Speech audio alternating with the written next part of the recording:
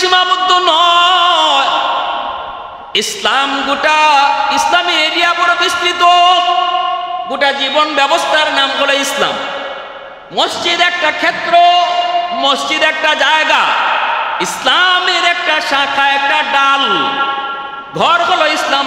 ইসলাম নামক গাছের আরেকটা ডাল। ইসলাম নামক গাছের আরেকটা ডাল হলো আমার দোকানদারি। ইসলাম নামক গাছের আরেকটা ডাল হলো আমার চাকরির টেবিল। ইসলাম নামক গাছের আরেকটা ডাল হলো আমার মেম্বারি। ইসলাম নামক গাছের আরেকটা ডাল হলো আমার চেয়ারম্যানি। ইসলাম নামক গাছের আরেকটা ডাল হলো আমার এমপিগিরি। ইসলাম নামক গাছের আরেকটা ডাল হলো আমার রাজনীতি। সব ডাল মিলায়া হলো ইসলাম নামক গাছ। ঠিক কিনা জোরে বলো? সব কিছু মিলায়া হলো ইসলাম নামক গাছ। এজন্য ভালো করে ইয়াদ রাখবা, অন্য ধর্মের মতো ইসলাম ধর্ম নয়। বৎসরে একবার গঙ্গা নদীর মধ্যে ডুব দিলেই জীবনের সব পাপ মোচন হয়ে যাবে, এমন ধর্মের নাম ইসলাম না। বৎসরে একবার খ্রিস্টানদের গির্জায় গিয়া সারেন্ডার করলেই জীবনের সব পাপ মাফ, এমন ধর্মের নাম ইসলাম না। এমন ধর্ম ব্যবস্থা ইসলাম ধর্মে নাই। এজন্য ভাইরা বন্ধুরা মনে রাখবা, আল্লাহর কাছে জবাবদিহিতা থেকে যদি বাঁচতে চাও, তাহলে জীবনের প্রতিটা ক্ষেত্রে, প্রতিটা জায়গায় আল্লাহকে খুশি করার নিয়ত থাকতে হবে। ঠিক না? নাইলে জবাবও দিতে হবে। আল্লাহ যদি জিজ্ঞাসা, তোমার পায়ের কদমটা ঘর থেকে বাইরে যে হাঁটছো, তোমার প্রতিটা কদম তো আমি আল্লাহ ইসলাম ধর্মের ভিতরে ঢুকায় রাখছি, এবাদতে ঢুকায় রাখছি, তো কদমটা দিছো কারে খুশি করার লাগে একটু কও তো। যদি কো আল্লাহ আমি তো আমার নেত্রী রে, আমি তো আমার নেতারে খুশি করার লাগে দিছি, সাথে সাথে আল্লাহর কাছে ধরা। আর যদি আল্লাহ আমার প্রতিটা কদম আমি তোমারে খুশি করার লাগে দিছি, তোমার নবীরে খুশি করার লাগে দিছি, আমার প্রতিটা কদম তখন এবাদতে শামিল হয়ে যাবে। কিসে শামিল হবে? এবাদতে শামিল হবে। আমাদের মনে রাখতে হবে, আমাদের জীবনের প্রতিটা কাজের উদ্দেশ্য হতে হবে আখিরাত। জীবনের প্রতিটা কাজের উদ্দেশ্য হতে হবে আল্লাহকে খুশি করা। যদি আল্লাহকে খুশি করা আমার জীবনের প্রতিটা কাজের উদ্দেশ্য হয়, এটা যদি দুনিয়াদারি কাজও হয়, তখন এটাও এবাদতে শামিল হয়ে যায়। তখন ব্যবসাটাও এবাদত হয়ে যায়, তখন আমার দোকানদারিও এবাদত হয়ে যায়, তখন আমার চাকুরি এবাদত হয়ে যায়, তখন আমার রাজনীতি এবাদত হয়ে যায়, তখন আমার ভোট দেওয়া এবাদত হয়ে যায়, তখন এক ভাইয়ের সাথে কথা বলা এবাদত হয়ে যায়, একজনের সাথে হাসি দিয়ে কথা বলা এবাদত হয়ে যায়। যদি উদ্দেশ্য হয় সব কাজের কারে খুশি করা, জোরে বলেন কারে খুশি করা। আসরের মাঠে একজন মানুষ আমলনামা দেখে কইব, আল্লাহ এই আমলনামা আমার না, তোমার ফেরেশতারা ভুল করছে, এত নেকি আমি করি নাই। ফেরেশতারা ভুল কইরা অন্য কারো আমলনামা আমাকে দিয়ে দিছে। আল্লাহ পাক তখন কুদরতি মুস্কি হাসবেন।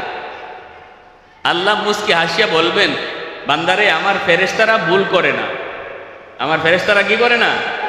ভুল করে না। তোমার আমলনামাই তোমারে দিছে, তোমার আমলনামাই তোমারে দিছে। কইব আল্লাহ তাহলে তো আমি এত নেকি তো আমি করি নাই, আল্লাহ এত নেকি তো আমি করি নাই। আল্লাহ পাক রব্বুল আলামিন তখন তারে বুঝাই দিবেন।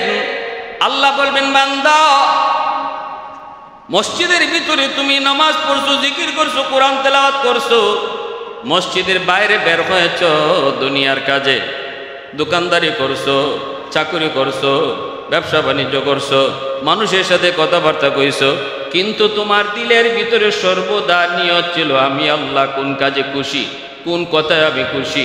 যেই কথাটায় আমি খুশি এই কথাটাই কইছো, যেই কথায় আমি নারাজ এই কথা কও নাই। যেই কদমটাতে আমি খুশি ওই কদমটাই তুমি দিছো, যেই কদমে আমি আল্লাহ নারাজ ওই কদম তুমি দাও নাই। যার কারণে তোমার জীবনের খাওয়া দাওয়া, ঘুম, গোসল, এমনকি বাথরুমে ঢোকার টাইমটা পর্যন্ত আমি আল্লাহ ইবাদত বানায় রাখছি। একটু আওয়াজ দেখুন সুবহানাল্লাহ। তোমার জীবনের সব টাইমটাকে আমি আল্লাহ ইবাদত বানায় রাখছি। ইবাদত ভাইরা বন্ধুরা জন্য বলছিলাম, আল্লাহ পাক রব্বুল আলামিন তার হাবিবকে আমাদের মাঝে পাঠাইছেন। নবীজি আমাদের জন্য মডেল ছিলেন। আল্লাহ নবীও দেখা গেছেন। আল্লাহকে খুশি করার জন্য এই জমিনের মধ্যে আল্লাহ পাক আমাদেরকে পাঠাইছে। আল্লাহ পাকের আইন প্রতিষ্ঠা করার জন্য, আল্লাহর হুকুম বাস্তবায়ন করার জন্য একটাই আমাদের কাম, নিজের জীবনে আল্লাহর হুকুম বাস্তবায়ন করব, এরপরে পরিবারের মধ্যে ইসলাম বাস্তবায়ন করব, এরপরে সমাজের মধ্যে ইসলাম বাস্তবায়ন করার চেষ্টা করব, এরপরে স্টেপটাই হলো রাষ্ট্রের মধ্যে ইসলাম প্রতিষ্ঠা করার কাম চেষ্টা করব। এই নিয়তে, এই উদ্দেশ্যে আল্লাহ পাক আমাদেরকে দুনিয়া পাঠাইছে, ঠিক কিনা জোরে কও? হ্যাঁ, আমার জীবনে আগে ইসলাম, তারপরে বড় ইসলাম, তারপরে সমাজ ইসলাম, তারপরে রাষ্ট্রে ইসলাম। প্রত্যেকটা কাজের, প্রত্যেকটা জায়গায় ইসলাম প্রতিষ্ঠা করা, আল্লাহর বিধান চালু করা, এই জন্য আল্লাহ আমাদেরকে তার খলিফা বানায় পাঠাইছে। কি বানায় পাঠাইছে? খলিফা বানায় পাঠাইছে। আল্লাহ আমাদেরকে জিজ্ঞেস করবে, বান্দা তোর জীবনে তুই ইসলাম মানছো, ভালো কথা, সমাজে ইসলাম প্রতিষ্ঠা পাক, এটা তুই চাইছো নি? যদি আল্লাহ আমি তুই চিন্তাই করছি না, ধরা খাইলাম, আল্লাহর কাছে জবাব দিতে হবে। আল্লাহ যদি কো বান্দা সমাজেও তুই দেখছি তুই একজনের মসজিদে ডেকে ডেকে নিছ, সমাজের মানুষে আল্লাহর কথা কইছ, রাষ্ট্রের মধ্যে যে ওই বসা বইয়া রইছে হুতুম পেশা, যে হুতুম পেশারা আমি আল্লাহর কোরআনের বিরুদ্ধে আইন করে, মুসলমানদের বিরুদ্ধে আইন করে, যারা নাচ গান মদ জুয়ার ওপেন লাইসেন্স দেয়, এর বিরুদ্ধে রাষ্ট্রীয়ভাবে আমি আল্লাহর আইন প্রতিষ্ঠা পাক, এজন্য কদ্দুর চেষ্টা করছো একটু হিসাব দাও। যদি ভারী হিসাব দিতাম দিতে পারবো, যদি ভারী না লাদ্রি পারবো না। কখন? যখন চেষ্টা করবো না। কইবেন হুজুর চেষ্টা তো করি আমরা, আল্লাহর হুকুম সব জায়গায় বাস্তবায়ন হোক, হয় না তো। আমি আপনি যদি চেষ্টা করে যাই, আর যদি নাও হয়, আল্লাহর কাছে আমি বেঁচে যাব, আমি জবাব দিয়ে দিতে পারবো, আল্লাহ আমি চেষ্টা করছি, আমি আমার থেকে চেষ্টা করছি। ব্যাং ইব্রাহিম আলাইহিস সালামকে যখন নমরুদে আগুনে ফালাইয়া দেয়, ব্যাং কে আল্লাহ ইব্রাহিম রে আগুনও ফালাই দিছে তো নমরুদ, ইব্রাহিম তো তোমার খলিল, আমার তো ভাল লাগে না, আল্লাহ একটু অনুমতি দিবা আমি আগুনটার নিবাইয়া দেই ফানি দিয়া। আল্লাহ বলেন তুই ব্যাঙ্গে কেমনি নিবাইবে? আল্লাহ একটু দেও না, একটু অনুমতি দেও না, দেখি আমি চেষ্টা করা। আল্লাহ কই ঠিক আছে যা দিলাম। ব্যাঙ্গে ওই পুকুরে যাইয়া মুখ দিয়া কিছু ফানি লইছে, ব্যাঙ্গের ফেটটা কত বড়, কত বড় না অত বড়, এদ্দুর ফেটের মধ্যে আর পানি কদ্দুর ঢুকছে, এদ্দুর পানি ঢুকছে, এই পানিটাই সে আইয়া নমরুদের আগুনের মধ্যে ট্যাংটা তুললে পেশাব করে দিছে। এই এদ্দুর পানি দিয়ে পেশাব করলো ব্যাঙ্গে। আমার তেলাওয়াতকৃত আয়াতের সরল তরজমা হলো, আল্লাহ পাক বলেন ইয়া আইয়ুহাল্লাযীনা আমানু উদখুলু ফিস সিলমি কাফা। আল্লাহ পাক বলতেছেন ও ঈমানওয়ালারা শোনো, তোমরা ইসলাম ধর্মে ঢুকো, ঢুকার মতো ঢুকো, ভালোভাবে ঢুকো, পরিপূর্ণ রূপে ঢুকো। আল্লাহ পাক বলেন যারা তোমরা নিজের মুসলমান বলো, তোমরা ইসলাম মানার মতো মানো। কথাটা নির্দেশ কার? আল্লাহ। উদখুলু ঢুকো, ফিসসিলমি ইসলাম ধর্মে, কাফা পরিপূর্ণ রূপে। ইরম যেন না হয়, আল্লাহ বুঝাইতেছেন এমন যেন না হয় যে ইসলাম তুমি কিছু মানো কিছু মানো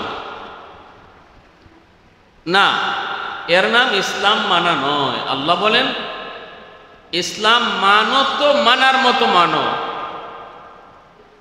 পরিপূর্ণ রূপে মানো।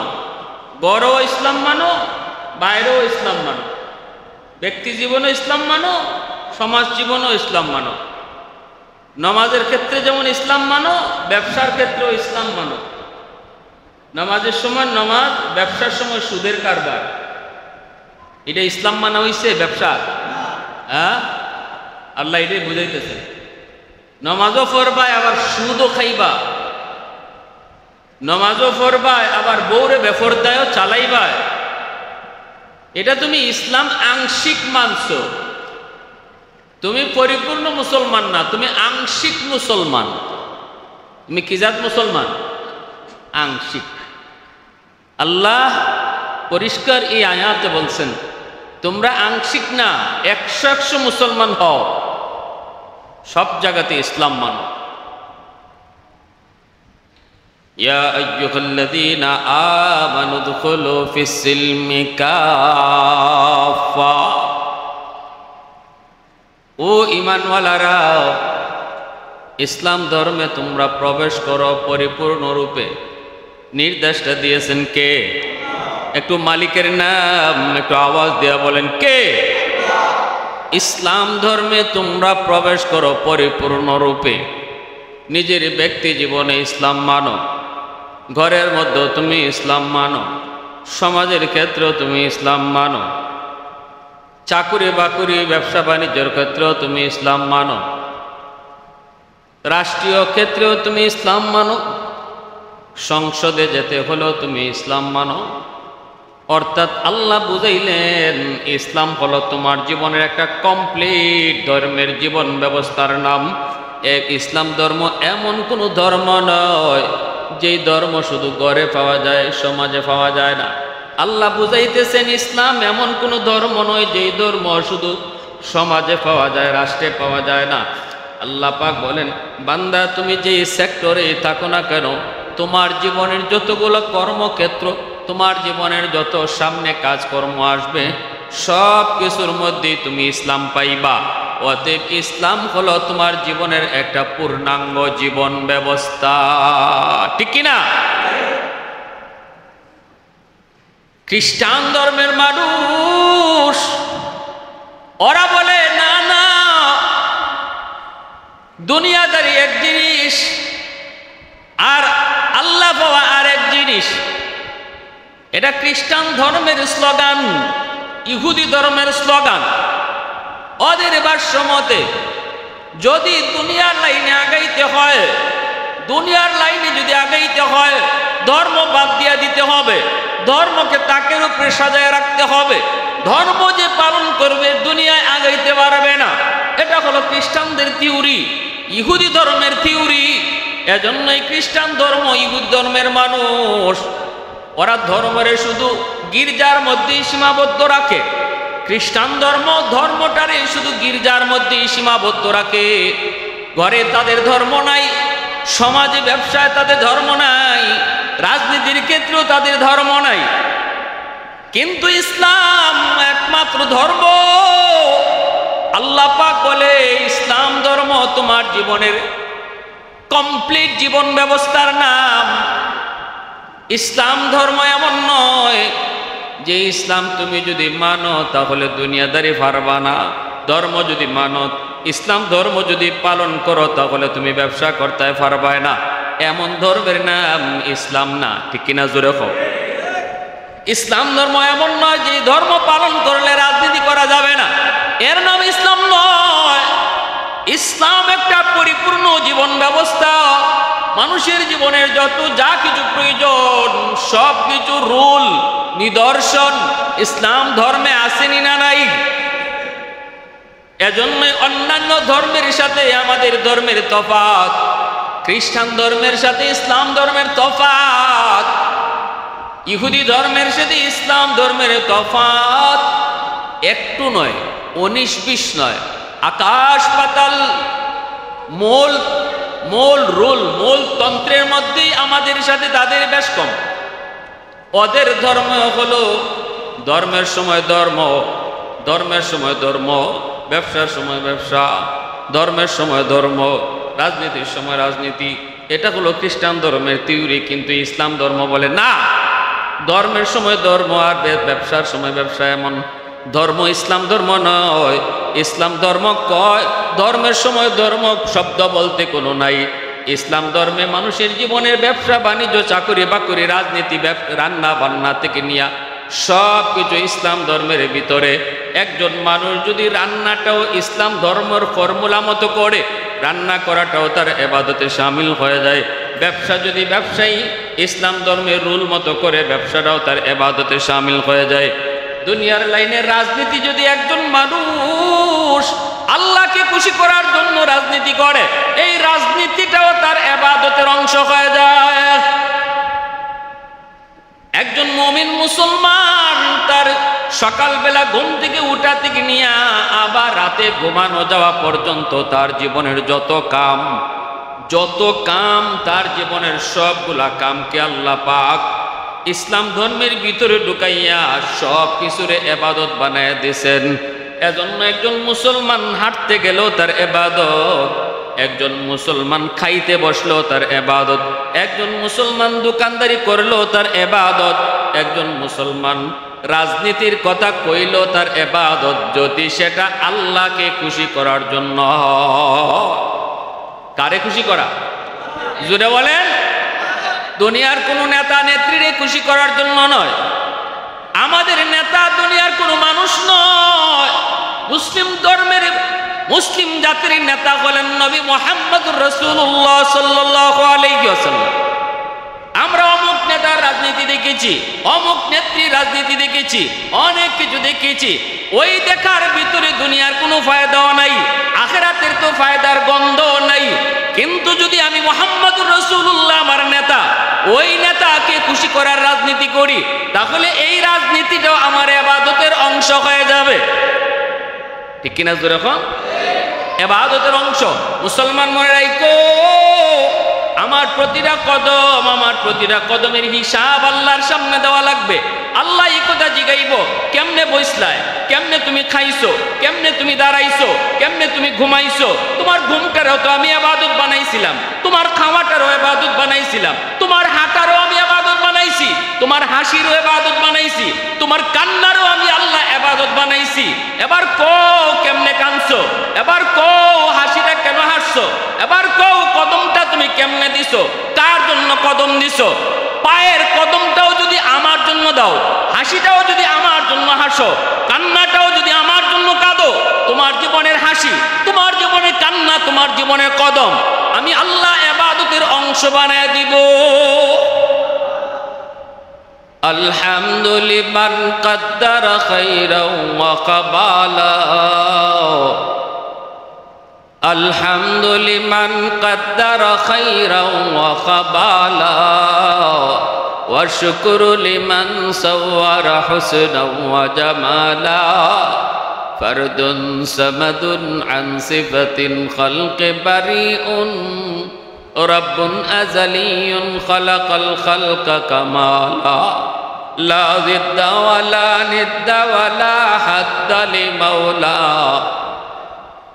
লা জিদ্দা ওয়ালা নিদ্দা ওয়ালা হাদ্দা লিমাওলা, আল আনা কামা কানা ওয়ালাম ইয়ালকা যাওয়ালা, আহাদুন লাইসা কামিসলিক সামাদুন লাইসা কাফাদলিক, লিমানিল মুলকু তুবু ইতু সাজাওয়ার খুদাই, তু খুদাওয়ান্দ ইয়ামিনি তু খুদাওয়ান্দ ইয়াসারি, তু খুদাওয়ান্দ জমিনি তু খুদাওয়ান্দ সামাই, তু রহিমি তু করিবি তু সামিঈ তু বসীরি, তু মুইজ্জি তু মুদিল্লি তু মালিকিল আরশি বাজাই, বরি আজ খুরদন ও খুফতন, বরি আজ তুহমতে মরদন, বরি আজ ভীম উমিদি, বরি আজ রঞ্জ বালাই, বরি আজ চৌচেরাই,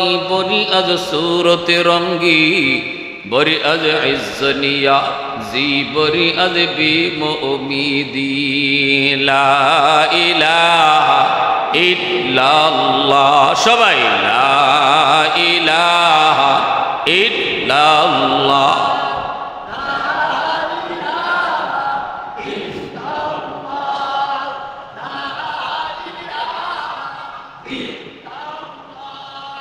লা ইলাহা ইল্লাল্লাহ, লা ইলাহা ইল্লাল্লাহ, লা ইলাহা ইল্লাল্লাহ, লা ইলাহা ইল্লাল্লাহ।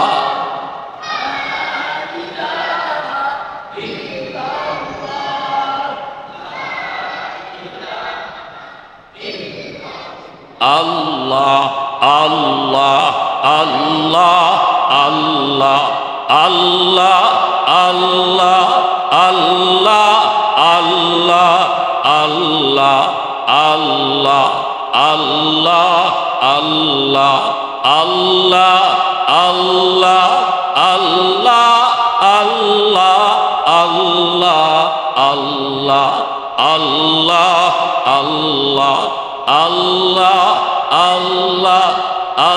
আল্লাহ আল্লাহ আল্লাহ আল্লাহ।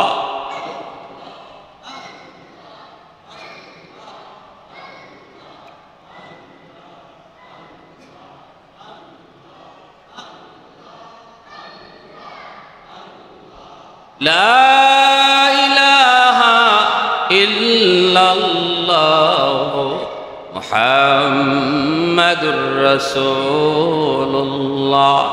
জোরে সুরে বলি সাল্লাল্লাহু আলাইহি ওয়াসাল্লাম।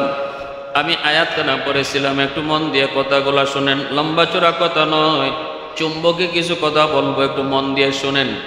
ইয়া আইয়ুহাল্লাযীনা আমানু দুখুলু ফিস-সিলমি কাফা ওয়ালা তাত্তাবিউ খুতুওয়াতিশ শাইতান ইন্নাহু লাকুম আদুউম মুবিন। আল্লাহ পাক বলেন, ও ঈমানওয়ালারা শোনো, ইসলাম ধর্মে তোমরা পরিপূর্ণরূপে প্রবেশ করো। বলুন তো, আমি আপনাদেরকে বলি, একজন মানুষ ঘরের ভিতরে ঢুকবো, এক পা ঘরের ভিতরে ঢুকছে, আরেক পা এখনো বাহিরে আছে, এই মানুষটারে আপনি কি বলবেন সে ঘরে ঢুকছে? কইতে পারবেন? এক পা বাহিরে আরেক পা ভিতরে, তারে কি বলা যাবে সে ঘরে ঢুকছে? আল্লাহ পাক বলেন, ইসলাম ধর্মের ভিতরে যারা ঢুকছো, দুইও পাও দাও, এক পা বাইরে এক পা ভিতরে ঢুকা হয় না, ঠিক কিনা জোরে কও? এক পা ভিতরে এক পা বাহিরে রাখলে ঘরে ঢোকা যেমন হয় না, ঘরের ভিতরে তুমি ইসলাম মানলা কিন্তু সমাজের রাজনীতির ক্ষেত্রে ইসলাম মানলায় না, নিজের ক্ষেত্রে ইসলাম মানলায় কিন্তু বিবি বাচ্চার ক্ষেত্রে ইসলাম মানলায় না, নামাজের ক্ষেত্রে তুমি ইসলাম মানছো, রোজার ক্ষেত্রে ইসলাম মানছো, কিন্তু ব্যবসার মধ্যে সুদ খাওয়া যাবে না, এই ব্যাপারে ইসলাম মানলায় না, তাহলে এক পা ইসলাম ধর্মে ঢুকছে আর এক পা বাইরে রয়েছে, তারে পরিপূর্ণ মুসলমান বলা যায়?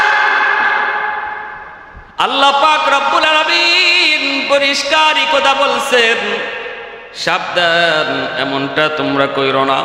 এর যুবক, এজন্য আল্লাহর নবী, রহমতের নবী, তিনি বুঝায় গেছেন, উম্মতকে শিখায় গেছেন, উম্মতকে শিখায় গেছেন, মসজিদের ভিতরে আমরা যারা নামাজ পড়ি, নামাজ পড়া যেমন ইবাদত, মসজিদ থেকে বাইরিয়া আমরা সমাজের মধ্যে কামকাজ করি, এগুলো ইবাদতের অংশ। মসজিদের ভিতরে তাসবিহ পড়ি, সমাজে যায় যদি একজনের বিচার পঞ্চায়েত করি, হক কথা বলি, ন্যায় বিচার করি, জুলুমের বিরুদ্ধে কথা বলি, জালেমের বিরুদ্ধে কথা বলি, মজলুমের পক্ষে যদি কথা বলি, মসজিদের ভিতরে 70 রাকাত নফল নামাজ পড়ার চেয়েও হক কথা কোয়ার সওয়াব আল্লাহর দরবারে বেশি।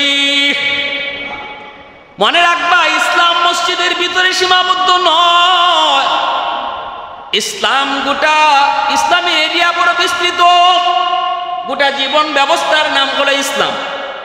মসজিদ একটা ক্ষেত্র, মসজিদ একটা জায়গা, ইসলামের একটা শাখা, একটা ডাল। ঘর হলো ইসলাম, ইসলাম নামক গাছের আরেকটা ডাল, ইসলাম নামক গাছের আরেকটা ডাল হলো আমার দোকানদারি, ইসলাম নামক গাছের আরেকটা ডাল হলো আমার চাকরির টেবিল, ইসলাম নামক গাছের আরেকটা ডাল হলো আমার মেম্বারি, ইসলাম নামক গাছের আরেকটা ডাল হলো আমার চেয়ারম্যানি, ইসলাম নামক গাছের আরেকটা ডাল হলো আমার এমপিগিরি, ইসলাম নামক গাছের আরেকটা ডাল হলো আমার রাজনীতি। সব ডাল মিলায়া হলো ইসলাম নামক গাছ, ঠিক কিনা জোরে বলো? সব কিছু মিলায়া হলো ইসলাম নামক গাছ। এজন্য ভালো করে ইয়াদ রাখবা, অন্য ধর্মের মতো ইসলাম ধর্ম নয়। বৎসরে একবার গঙ্গা নদীর মধ্যে ডুব দিলে জীবনের সব পাপ মোচন হয়ে যাবে, এমন ধর্মের নাম ইসলাম না। বৎসরে একবার খ্রিস্টানদের গির্জায় গিয়া সারেন্ডার করলে জীবনের সব পাপ মাফ, এমন ধর্মের নাম ইসলাম না। এমন ধর্ম ব্যবস্থা ইসলাম ধর্মে নাই। এজন্য ভাইরা বন্ধুরা, মনে রাখবা, আল্লাহর কাছে জবাবদিহিতা থেকে যদি বাঁচতে চাও, তাহলে জীবনের প্রতিটা ক্ষেত্রে, প্রতিটা জায়গায় আল্লাহকে খুশি করার নিয়ত থাকতে হবে, ঠিক না?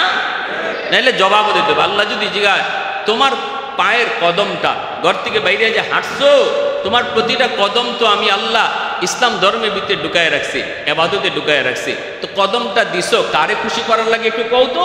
যদি কো আল্লাহ আমি তো আমার নেত্রী রে, আমি তো আমার নেতারে খুশি করার লাগে দিছি, সাথে সাথে আল্লাহর কাছে ধরা। আর যদি আল্লাহ আমার প্রতিটা কদম আমি তোমারে খুশি করার লাগে দিছি, তোমার নবীরে খুশি করার লাগে দিছি, আমার প্রতিটা কদম তখন এবাদতে শামিল হয়ে যায়। কিসে শামিল হবে? এবাদতে শামিল হবে। আমাদের মনে রাখতে হবে আমাদের জীবনের প্রতিটা কাজের উদ্দেশ্য হতে হবে আখিরাত। জীবনের প্রতিটা কাজের উদ্দেশ্য হতে হবে আল্লাহকে খুশি করা। যদি আল্লাহকে খুশি করা আমার জীবনের প্রতিটা কাজের উদ্দেশ্য হয়, এটা যদি দুনিয়াদারি কাজও হয়, তখন এটাও এবাদতে শামিল হয়ে যায়।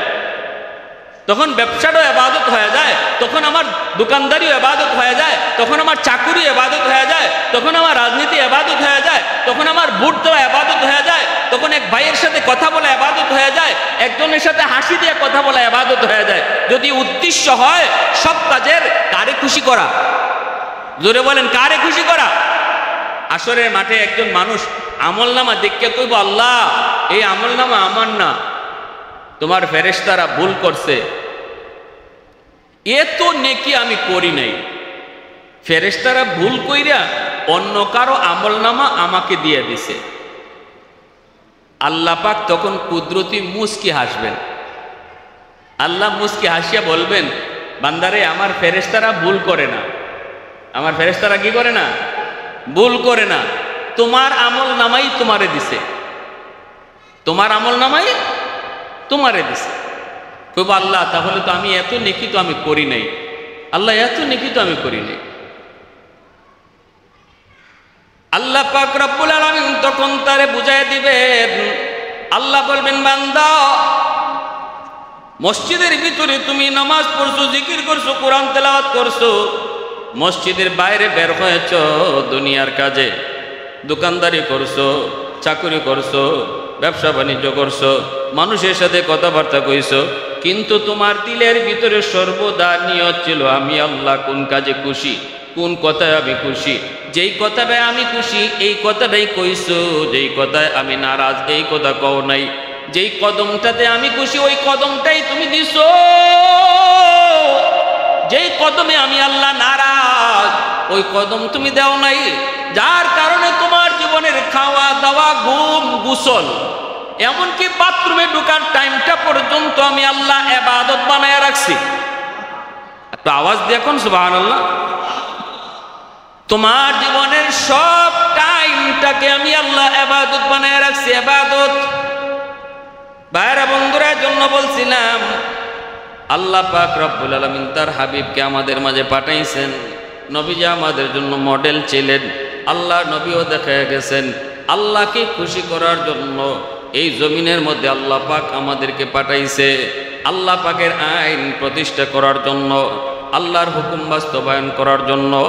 একটাই আমাদের কাম, নিজের জীবনে আল্লাহর হুকুম বাস্তবায়ন করব, এরপরে পরিবারের মধ্যে ইসলাম বাস্তবায়ন করব, এরপরে সমাজের মধ্যে ইসলাম বাস্তবায়ন করার চেষ্টা করব, এরপরে স্টেপটাই হলো রাষ্ট্রের মধ্যে ইসলাম প্রতিষ্ঠা করার কাম চেষ্টা করব। এই নিয়তে এই উদ্দেশ্যে আল্লাহ পাক আমাদেরকে দুনিয়া পাঠাইছে। ঠিক কিনা জোরে কও? হ্যাঁ, আমার জীবনে আগে ইসলাম, তারপরে বড় ইসলাম, তারপরে সমাজ ও ইসলাম, তারপরে রাষ্ট্রে ইসলাম। প্রত্যেকটা কাজের প্রত্যেকটা জায়গায় ইসলাম প্রতিষ্ঠা করা, আল্লাহর বিধান চালু করা, এই জন্য আল্লাহ আমাদেরকে তার খলিফা বানায় পাঠাইছে। কি বানায় পাঠাইছে? খলিফা বানায় পাঠাইছে। আল্লাহ আমাদেরকে জিজ্ঞেস করবে বান্দা তোর জীবনে তুই ইসলাম মানছো ভালো কথা, সমাজে ইসলাম প্রতিষ্ঠা পাক এটা তুই চাইছো নি? যদি আল্লাহ আমি তুই চিন্তাই করছি না, ধরা খাইলাম, আল্লাহর কাছে জবাব দিতে হবে। আল্লাহ যদি কো বান্দা সমাজেও তুই দেখছি তুই একজনের মসজিদে ডেকে ডেকে নিছো, সমাজের মানুষে আল্লাহর কথা কইছো, রাষ্ট্রের মধ্যে যে ওই বসা বইয়া রইছে হুতুম পেশা, যে হুতুম পেশারা আমি আল্লাহর কোরআনের বিরুদ্ধে আইন করে, মুসলমানদের বিরুদ্ধে আইন করে, যারা নাচ গান মদ জুয়ার ওপেন লাইসেন্স দেয়, এর বিরুদ্ধে রাষ্ট্রীয়ভাবে আমি আল্লাহর আইন প্রতিষ্ঠা পাক, এজন্য কদ্দুর চেষ্টা করছো একটু হিসাব দাও। যদি ভারী হিসাব দিতাম দিতে পারবো, যদি ভারী না লা আদ্রি, পারবো না কখন যখন চেষ্টা করবো না। কইবেন হুজুর চেষ্টা তো করি আমরা, আল্লাহর হুকুম সব জায়গায় বাস্তবায়ন হোক, হয় না তো। আমি আপনি যদি চেষ্টা করে যাই আর যদি নাও হয়, আল্লাহর কাছে আমি বেঁচে যাব, আমি জবাব দিয়ে দিতে পারবো, আল্লাহ আমি চেষ্টা করছি, আমি আমার থেকে চেষ্টা করছি। ব্যাং ইব্রাহিম আলাইহিস সালামকে যখন নমরুদে আগুনে ফালাইয়া দেয়, ব্যাং কে আল্লাহ ইব্রাহিম রে আগুনও ফালাইয়া দিছে তো নমরুদ, ইব্রাহিম তো তোমার খলিল, আমার তো ভাল লাগে না, আল্লাহ একটু অনুমতি দিবা আমি আগুনটার নিবাইয়া দেই ফানি দিয়া। আল্লাহ বলেন তুই ব্যাঙ্গে কেমনি নিবাইবে? আল্লাহ একটু দেও না, একটু অনুমতি দেও না, দেখি আমি চেষ্টা করা। আল্লাহ কই ঠিক আছে যা দিলাম। ব্যাঙ্গে ওই পুকুরে যাইয়া মুখ দিয়া কিছু ফানি লইছে। ব্যাঙ্গের পেটটা কত বড়, কত বড় না অত বড়, এদ্দুর পেটের মধ্যে আর ফানি কদ্দুর ঢুকছে, এদ্দুর ফানি ঢুকছে। এই ফানিটাই এসে আইয়া নমরুদের আগুনের মধ্যে ট্যাংটা তুললে পেশাব করে দিছে। এই এদ্দুর ফানি দিয়ে পেশাব করলো ব্যাঙ্গে। সম্পর্কে গেলেই সবার সাথে পর্দা করা ফরজ। আপন স্বাস্থ্য ভাই, খালাতো ভাই, মামাতো ভাই, ফুফাতো ভাই, এক লাওয়ার শরীয়তে আপন ভাই না, সবার সাথে পর্দা করা ফরজ, বিবাহ বৈধ। ঠিক আছে জোরে বলেন বিবাহ। এজন্য শরীয়তে পর্দা কি জিনিস এটা বুঝতে হইব। আমাদের গ্রামের সম্পর্কের যে নানা, গ্রামের সম্পর্কের দাদা, গ্রামের সম্পর্কের চাচা, এগুলা শরীয়তে নট এলাও। কের দাদা কের নানা, শরীয়তে কোনো দাদা নাই, কোনো নানা নাই। মহিলাদের ব্যাপারে বলতেছি, একজন মেয়ে এই কথা কোয়ার কোনো সুযোগ নাই ইনি আমার গ্রামের সম্পর্কে দাদা লাগেন, অসুবিধা কি? শরীয়তে কয় ইগানই অসুবিধা। একজন মহিলা গ্রামের সম্পর্কের নানা লাগেন, এই কথা কোয়ার কোনো সুযোগ ইসলামে নাই। গ্রামের সম্পর্কের চাচা লাগেন, কোনো সুযোগ ইসলামে নাই। এখানেই বেজাল। মনে রাখতে হবে পর্দা কারে কয়? পর্দাই তো বুঝি না আমরা, পর্দাই তো বুঝি না, যার জন্য আজকে আমাদের এত অশান্তি। আলী রাদিয়াল্লাহু তাআলা আনহু নবীজির আপন স্বাস্থ্য ভাই, আর ফাতেমা রাদিয়াল্লাহু তাআলা আনহুর আপন চাচা না, যেহেতু নবীর আপন ভাই না, নবীর আপন স্বাস্থ্যলি ভাই। আপন ভাই যদি ওইটা রসুলের, তাইলে ফাতেমার ওইটা আপন চাচা, আপন চাচার সাথে বিয়া বওয়া হারাম। কিন্তু যেহেতু নবীর আপন স্বাস্থ্য ভাই, এই হিসাবে ফাতেমার আপন স্বাস্থ্যলি চাচা হিসাবে তার সাথে বিবাহ বৈধ। আল্লাহ নবী বিয়া করাইয়া দিছেন।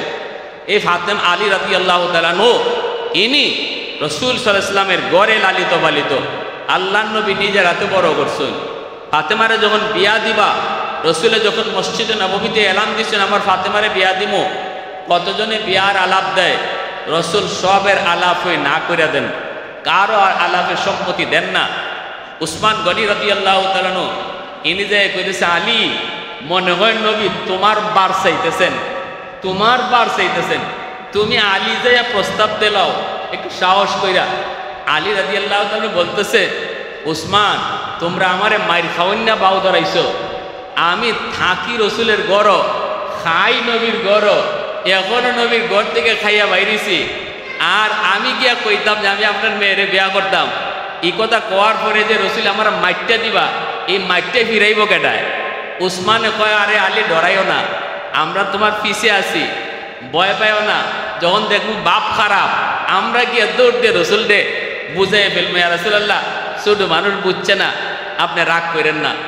আলী প্রথম দিন গেছেন সবার অনুরোধে, নবীজি বইয়া আলাপ করতেছেন সাহাবায়ে কেরামের সাথে। আলী আইয়া আসসালামু আলাইকুম ওয়া রাহমাতুল্লাহ সালাম দিয়ে বলতেছেন ইয়া রাসূলুল্লাহ একটা কথা কইব। রসুল মুখটা ঘুরাইয়া খালি কইছেন কি কথা, দিছেন দৌড়, এক দৌড়, কথা না কইয়া। সাহাবায়ে কেরাম সবাই অবাক, ঘটনা কি আলী আইয়া কইল কথা কইতাম, কথাও কইল না, দিল দৌড়।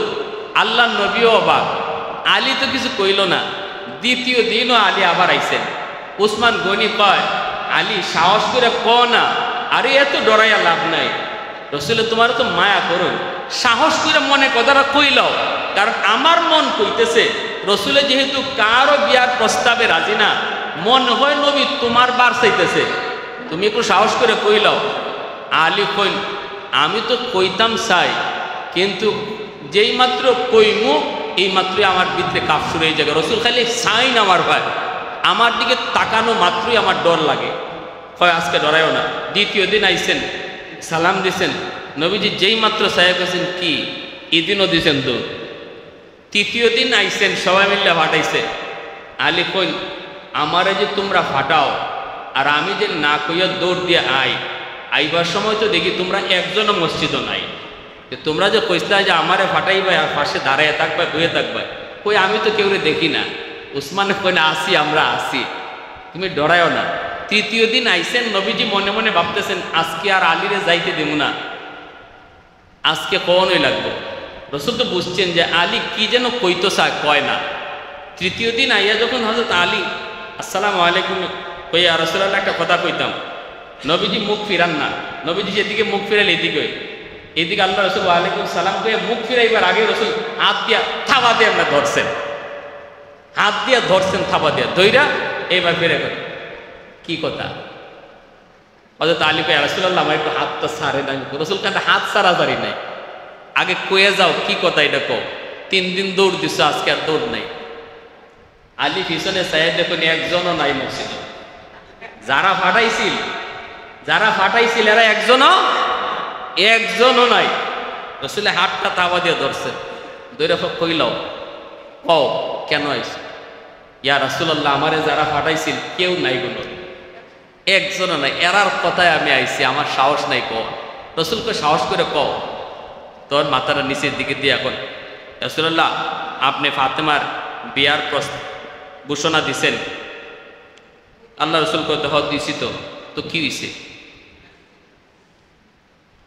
আমি প্রার্থী, আমি বিয়ার প্রার্থী। আল্লাহ রসুল তুমি বিয়া করতে, তুমি আমার ফাতেমারে বিয়া করবা? জি।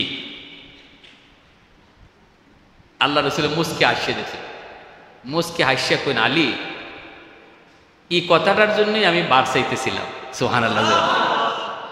আমার আসমান থেকে ইশারা দেওয়া হয়েছে, নবী গো কারো বিয়ার প্রস্তাবে রাজি হইয়েন না, আলীর অপেক্ষা করেন। সুবহানাল্লাহ। তো আলী আমি তোমার কাছে বিয়া দিব, আসমানেরও ফয়সালা তাই। মোহর দিবা কিতা? মোহর আসেনি। আলী রাদিয়াল্লাহু তাআলা ইয়া রাসূলুল্লাহ মোহর আমার প্রত্যেকে থাকবো, সকালে না আপনার ঘরও খাই আইলাম, রাত্রেও কি আপনার ঘরেই ঘুমাইমু, দুপুরও আপনার ঘরে এই রিজিক আল্লাহ যে কটা রাখে, মোহর প্রত্যেকে দেব। আল্লাহ রসুল মোহর ছাড়া তো বিয়া হয় না, মোহর ছাড়া বিয়ে হয় না, মোহর লাগবো। আলী বলে ইয়া রাসূলুল্লাহ আমি দিমু থেকে। নবীজি কো তোমার একটা তলোয়ার আছে না? বলে জি। ওটা যাও বাজারে বিক্রি করো। এটা লইয়া তেন রওনা দিছেন। উসমান গনি পাইছেন রাস্তাত, ভাই আটকেছেন। আলী কইন ইগানো থাকবার কথা আছিল, আমারে ফাটাইয়া কি ইগানো থাকবার কথা আছিল আপনাদের না মসজিদের ভিতরে? হয়তো উসমান গনি কইন আমরা ভাবসাব বুঝছি যে বড়ি লাগছে, এজন্য আমরা আইছি। এখন কই যাও? বলে তলোয়ার বেচা মোহরের টাকা দিব। উসমান গনি কইন মোহরের টাকার দাম কত? বলে 100 দিরহাম। এতে তলোয়ারের দাম কত? 100 দিরহাম। নাও 100 দিরহাম দিলাম, তলোয়ারটা আমারে দাও। দিয়া উসমান গনি তাই তো সম্পদশালী, 100 দিরহাম দিয়ে তলোয়ার কিনে এই তলোয়ার আবার বিয়াত হযরত আলীরে উপহার দিয়া দিছেন। আলীরে উপহার দেন। তো হযরত আলী রাদিয়াল্লাহু তাআলা এত মায়া সাহাবী রসুলের, আসমানি ফয়সালা যার সাথে যার ব্যাপারে আসে, ইনি মসজিদের রসুলের পিছনে রুকুতে শরীক হইবেন। আল্লাহ রসুল ডাক দিছেন নামাজ শেষ কইরা, আলী পিছনের কাতারে তো নামাজের শেষে আইছেন, মনে আছে না? লাব্বাইক ইয়া রাসূলুল্লাহ। আল্লাহ নবী বলেন আলী সামনের দিকে আগাও। সাহাবায়ে কেরাম সবাই তো অবাক হয়ে গেলেন, প্রথম রাকাতে রুকু কেন লম্বা হলো? এই মামলার সাথে আলী কেন জড়িত? সবারই সন্দেহ লাগতেছে, ঠিক না নি? রুকু কেন লম্বা হলো? নবী কেন আলীরে ডাকলেন? আলীরে কেন ডাক দিলেন? নবীজি ডাক দিয়া সামনের কাতারে নিয়ে আসলেন। এইবার নবীজি ডাক দিয়া বলতেছেন, আলী রে আজ তুমি মসজিদে আসতে দেরি করছো কেন? অন্যদিন তো তোমার দেরি হয় না, আজকে তুমি কেন দেরি করছো একটু বলো। আলী রাদিয়াল্লাহু তাআলা আনহু বলতেছেন, নবী গো, আমি তো বেশি দেরি করি নাই, আমি তো আপনাকে রুকুতে পাইছি, রুকু তো আমার ছুটে যায় নাই। নবী বলতেছে, আলী রুকু কেমনে পাইছো, খবর তোমার নাই, আসমান থেকে আদেশ আইছে তোমার রুকু পাওয়ানোর জন্য। সুবহানাল্লাহ। ওগো নবীজি, আমি তো আপনাকে রুকুতে পাইছি, রুকুতে পাইছি। আল্লাহ নবী আলী, তোমার রুকু পাওয়ানোর জন্য জিব্রাইল আমারে রুকু লম্বা করায় দিছে আল্লাহর আদেশে। জিব্রাইল আইসা আমাকে বলতেছে, নবী গো, মাথা তুলবেন না, আপনার আলী রুকু পায় নাই, রাকাত না পাওয়া পর্যন্ত আপনি মাথা তুলবেন না। এরে আলী, একটু কও কি হয়েছে, একটু কও। আল্লাহ পাক তোমার উপর এত খুশি, কি এমন কাম করছো যে কামের কারণে আল্লাহ এত খুশি। এই কথা বলতে আলী রাদিয়াল্লাহু তাআলা আনহু সিজদায় পড়ে কান্না শুরু করে দিছে আর বলতেছে, মালিক, ও মালিক, তুমি আমার কারণে তোমার বন্ধুরে তুমি কষ্ট দিছো, আমার কারণে আমার হাবিবরে তুমি কষ্ট দিছো, আমার মায়ার নবীরে তুমি কষ্ট দিছো। সাহাবায়ে কেরাম নিজের কষ্ট সইতে পারতেন, কিন্তু আল্লাহ নবীর কষ্ট তারা সইতে পারতেন না। জিব্রাইল আমিন আল্লাহ নবীর রুকু লম্বা করে দিছেন। সাহাবায়ে কেরাম তারা বলতেছে, এটা আমরা পারতাম না। আল্লাহ নবী আবু বকরের উরাতে ঘুমায়, কিন্তু আবু বকরের পায়ে সাপে কামড় দেয়, বিষাক্ত সাপের কামড়, কত যন্ত্রণা। পা নাড়াচাড়া করেন না আবু বকর, কারণ পা নাড়াইলে নবীজির ঘুম ভেঙে যাবে। জোরে কও সুবহানাল্লাহ। সাপের কামড়ের যন্ত্রণা হজম করে ফেলছেন, দাঁতে দাঁতে কিরিমিরি খায়া হজম করে ফেলছেন, তবু নবীর ঘুম ভাঙান নাই, ঘুম ভাঙতে দেন নাই।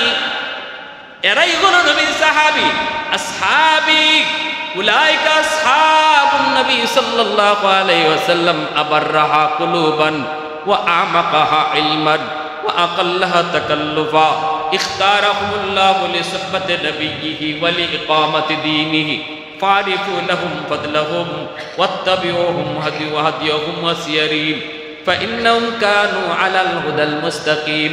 ভাইরা বন্ধুরা, জন্য বলতেছি, আলী সেজদায় পড়ে কান্দে।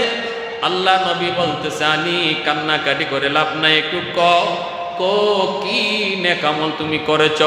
আলী বলতেছে, নবী গো, আমি টাইম মতোই ঘর থেকে বের হয়েছি আপনার পেছনে নামাজ পড়ার জন্য, কিন্তু চিপা একটা গলির মধ্যে একজন মুরব্বী মানুষ পাইলাম, বয়স্ক মানুষ পাইলাম। এই বয়স্ক মানুষটার সম্মান দেখাইতে যায় তার পিছনে পিছনে গলিটা পার হওয়া লাগছে। আর আমি মনে মনে ভাবছি, এক রাকাত ছুটে যাবে, ছুটে যাও, তবু মুরব্বী বয়স্ক মানুষকে আমি কষ্ট দিব না, কারণ বয়স্ক মানুষ বয়স হওয়ার কারণে আল্লাহর কাছে দামি হয়ে যায়। মুরব্বীরে যে সম্মান করে আল্লাহ তার উপর খুশি হয়ে যায়। মুরব্বী মানুষরা কোনো যুবকের উপর যদি দোয়া দেয়, এই দোয়াটাও আল্লাহর দরবারে কবুল হয়ে যায়।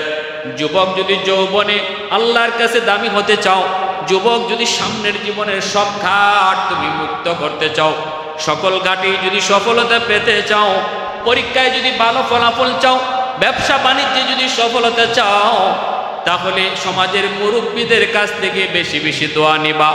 বাপ মার কাছ থেকে দোয়া নেও, উলামায়ে কেরামের কাছ থেকে দোয়া নেও, আর মুরব্বীদের সাথে বেয়াদবি করবা না।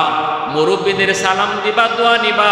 তোমার সামনের ঘাট আল্লাহ পাক তোমার জন্য আসান কইরা সফলতার দরজা আল্লাহ খুলে দিবে। জোরে কও সুবহানাল্লাহ।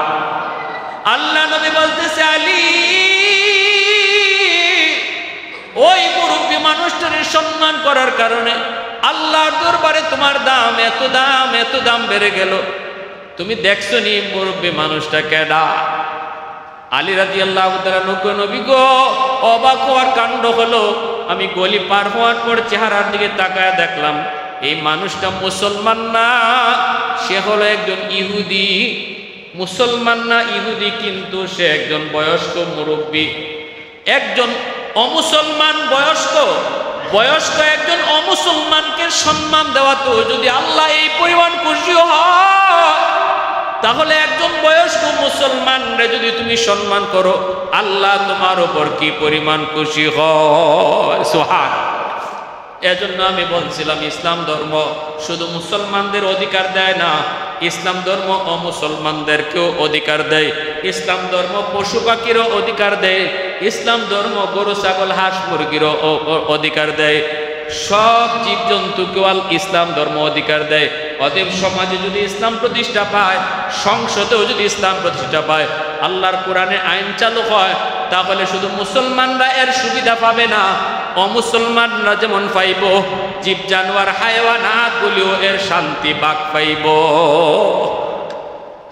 সর্ব জায়গায় আল্লাহরে খুশি করার নিয়ত কার কার আছে একটু হাত তুলে আল্লাহরে দেখান। আল্লাহ তুমি কবুল করো। সবাই বলি আমিন, আরো জোরে বলি আমিন। ভাইয়েরা বন্ধুরা, হাফিজ হুজুর রহমতুল্লাহ আলাইকে সাংবাদিকরা জিজ্ঞাসিল, হুজুর আপনি রাজনীতি করেন কেন?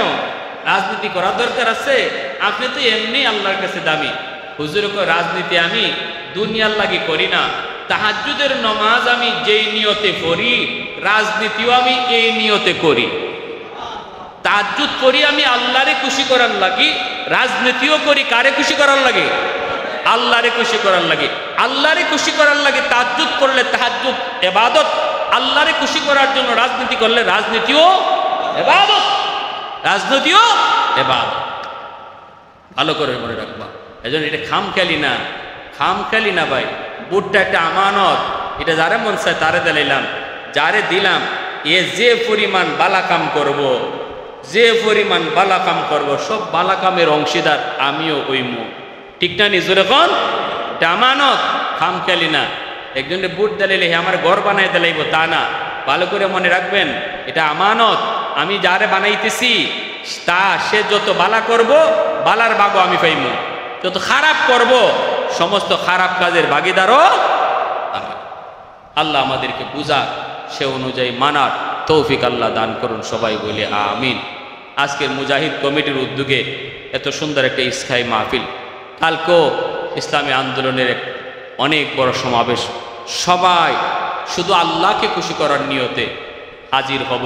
প্রতিটা কদম কদম আল্লাহর কাছে ইবাদতে শামিল হবে। আমাদের প্রতিটা কদমকে আমরা ইবাদত বানাইতে চাই, ঠিক কিনা হুজুরে বলেন? প্রতিটা কদমকে আমরা ইবাদত বানাইতে চাই। আল্লাহ আমাদেরকে তৌফিক দান করুন। সবাই বলে আমিন। ওয়া আখির দাওয়ানা আনিল হামদুলিল্লাহি রাব্বিল